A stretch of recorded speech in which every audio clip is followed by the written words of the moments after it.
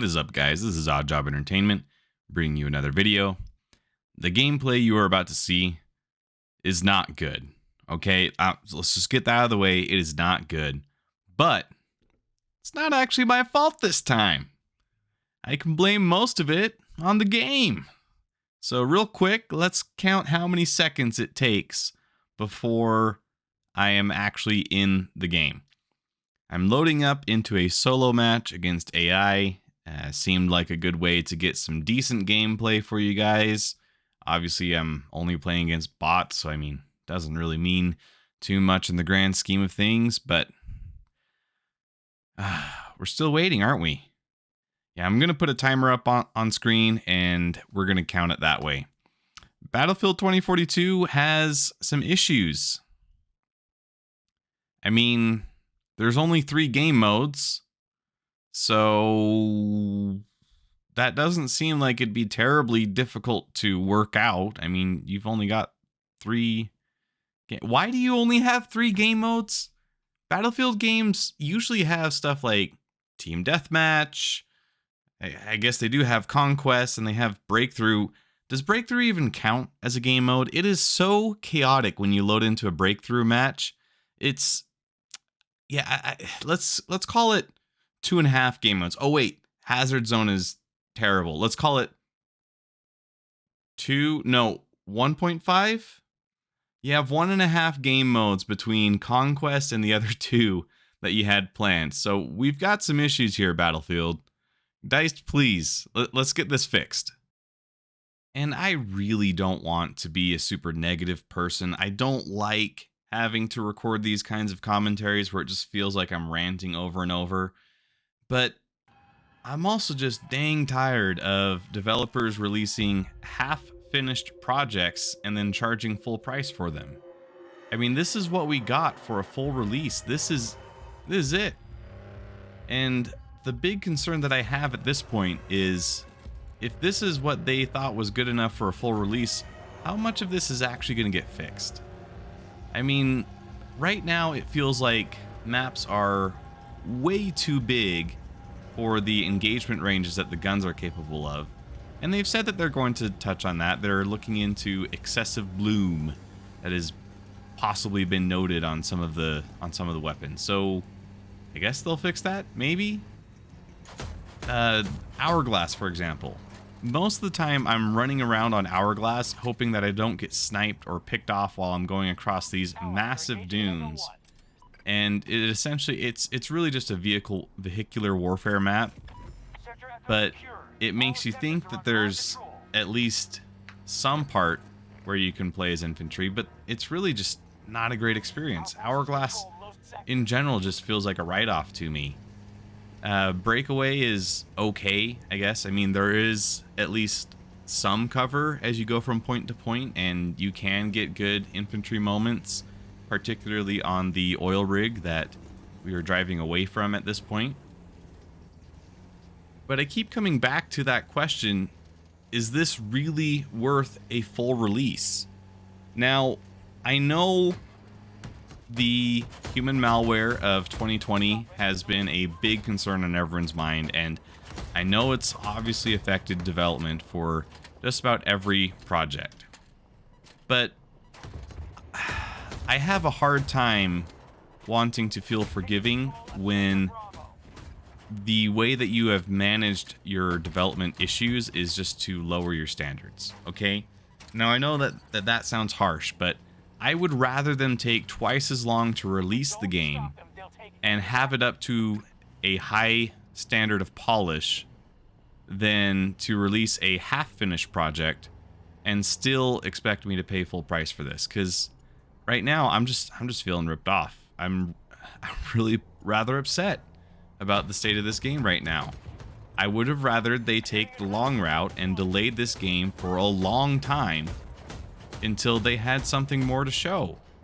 I kind of feel like the grouchy high school teacher where the student just hasn't put in enough effort into their essay and they're asking me for an A+. Like, no, sweetie, you need to go back home, you need to do your homework, and you need to actually do the assignment. Once you meet all the criteria in my rubric, then I'll give you the $60 for your homework. I feel like the specialists that, I mean, these things have been all over the news, haven't they? The specialists are just not a good idea for a Battlefield game. It's not an idea that really works. I can see what they're trying to go for. It's obviously they want to sell skins, you know, and specialists are a great way to do that. It's been wildly successful for Warzone, but we're not talking about Warzone, are we? We're talking about a totally different franchise. Specialists could have worked for Hazard Zone only. In the way that they set the squads up, where you're limited to one specialist of each type per squad, I could see that that would make sense. Hazard Zone on its own needs a lot more work besides that, but specialists by and large don't work for these other game modes.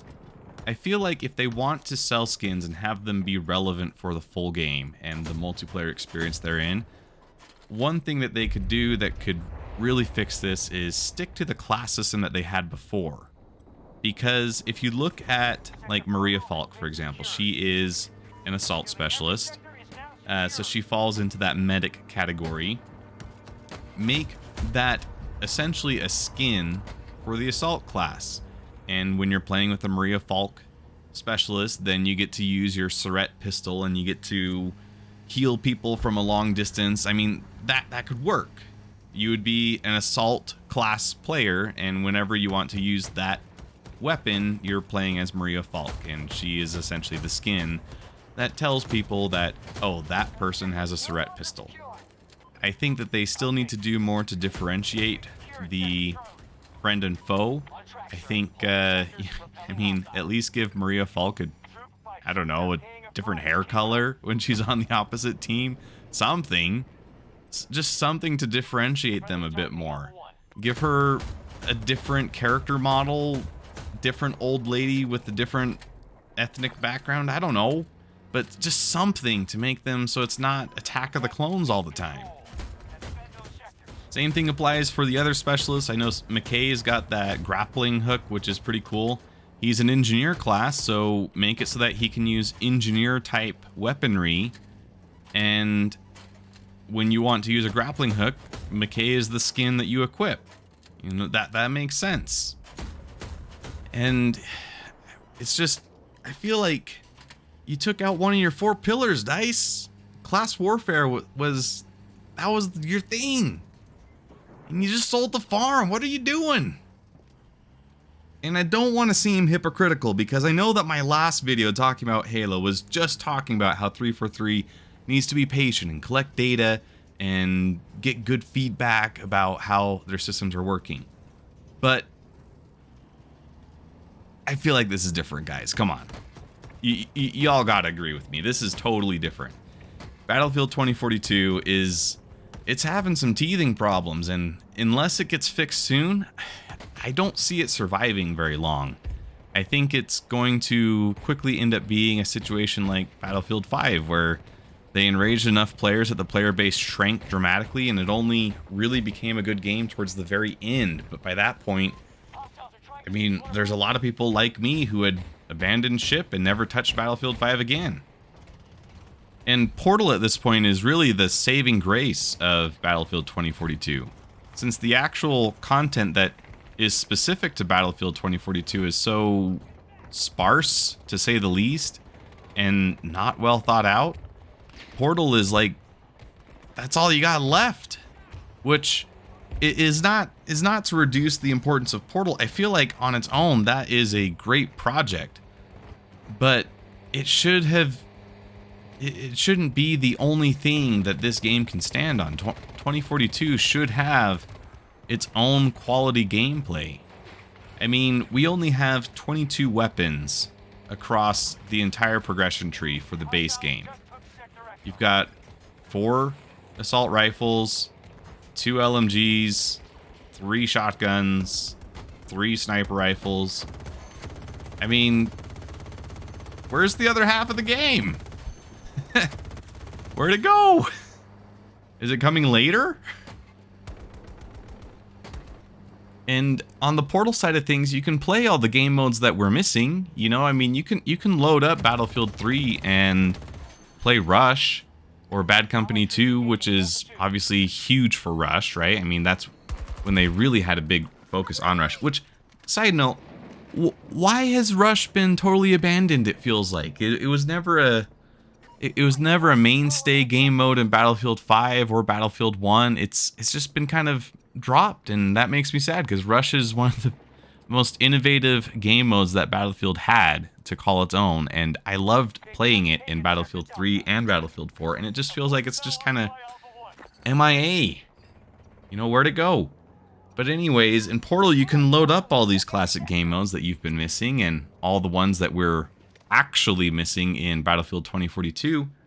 How is it that we don't have these game modes for the main game? I mean, why is it only that we get to play them in the side project game? Which that's essentially what Portal is. It's the side hustle. It's the side project. And so I mentioned this in my post-mortem video.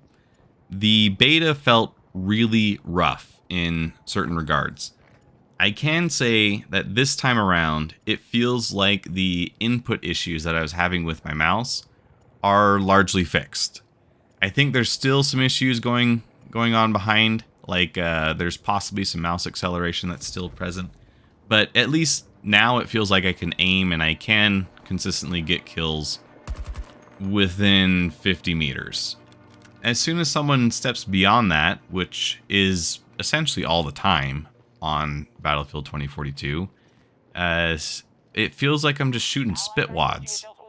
And you know, this is coming from someone who has played Battlefield titles in the past. Like, I know how the gun mechanics work.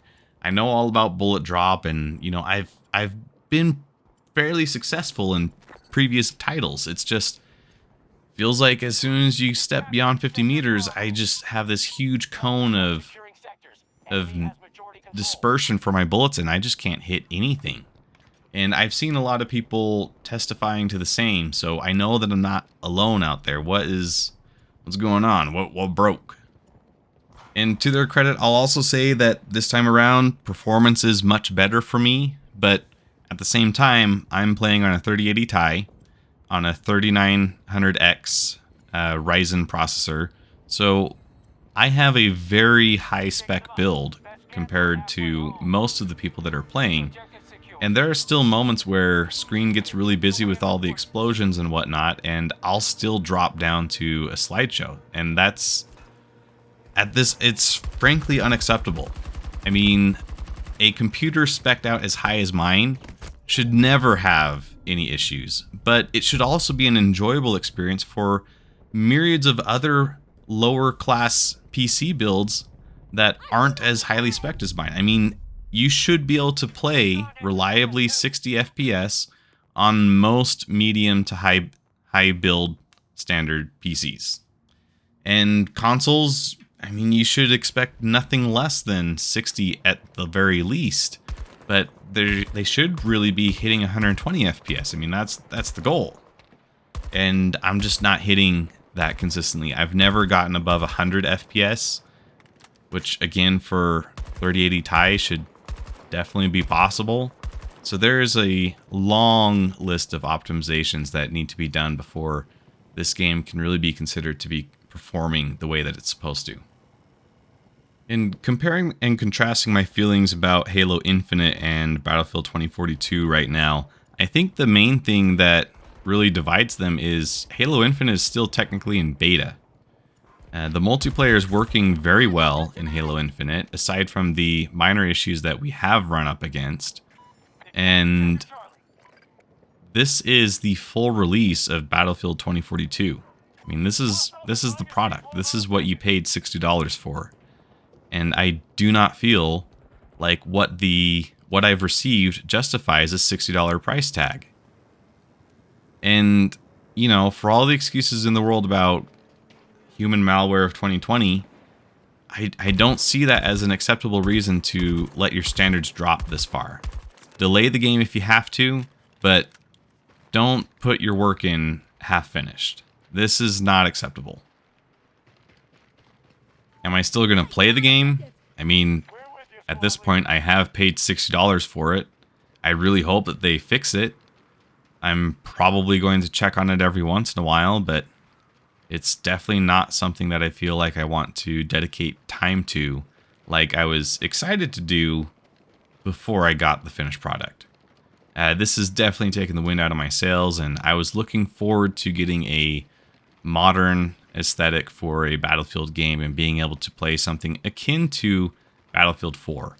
Which honestly, if they had just updated the graphics in Battlefield 4 and released it without changing a single detail, I feel like I would have been happier with that. And I guess technically that's a little bit of what they did with Battlefield Portal, but right now, you can't even earn XP through that. They had to disable it because they realized there was a bug where people were XP farming, which, oh boy. Again, I don't like being negative. I don't like being hypercritical. But this is a serious problem. This is not the $60 value game that we were supposed to receive. Okay, so I want to conclude on a positive note. So from this point forward, let's try and spin this around and look on the bright side, try to provide solutions, and think about what we can do going forward. To fix specialists, like I said, make it so that the specialist is essentially a skin for one of the 4 classes that you're playing as.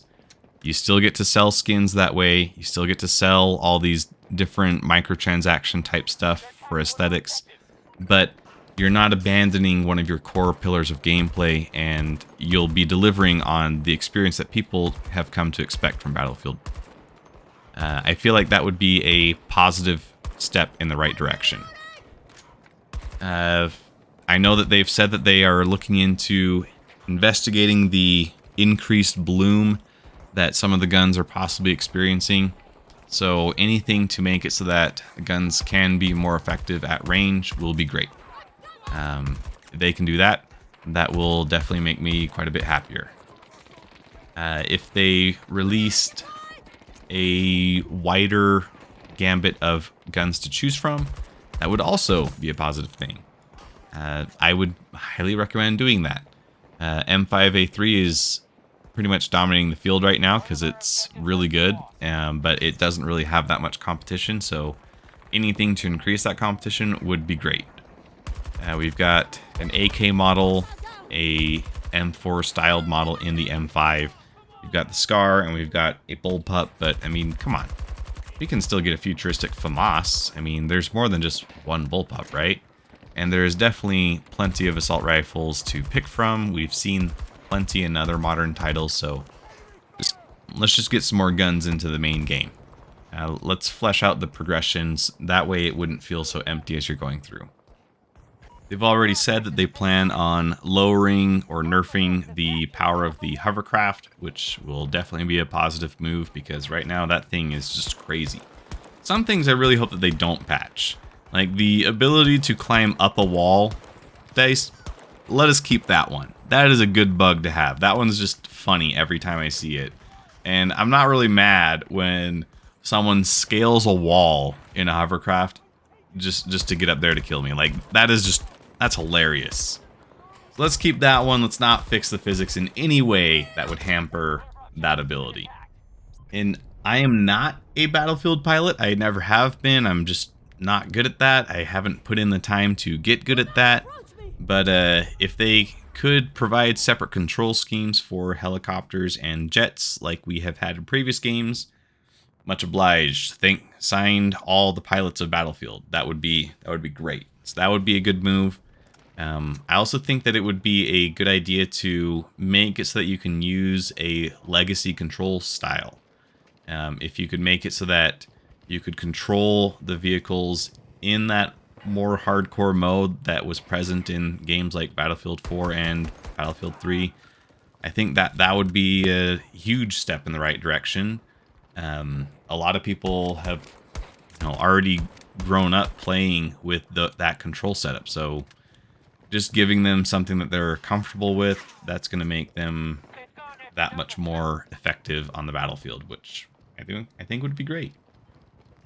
There's a lot of UI tweaks that could be looked at, particularly with the, what are we calling it? The plus system, the the cross system, whatever it is. I know that they have a term for it. It's slipping my mind right now.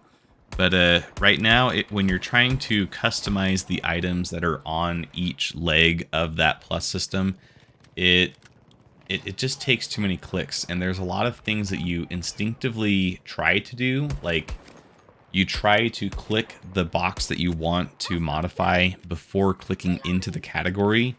And that just seems like an intuitive thing that you try to do, but it doesn't work.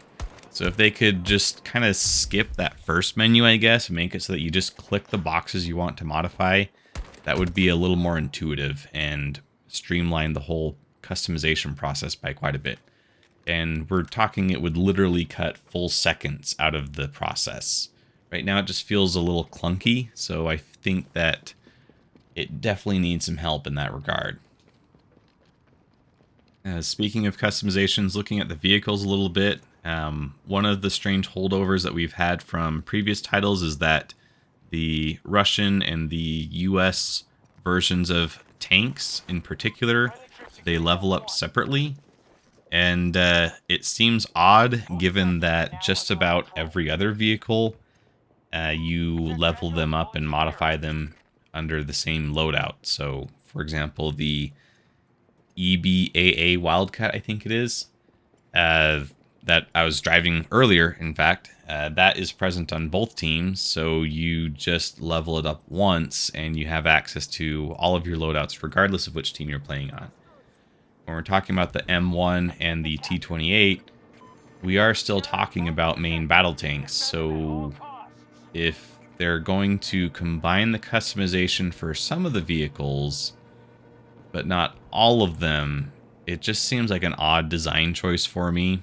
I would prefer that they just have at least the leveling up of the vehicles carry over for both teams, so you don't have to level up the T28 separately. In just about every match that I've played so far, I've actually been loaded into the US team, so I very rarely have an opportunity to touch a T28.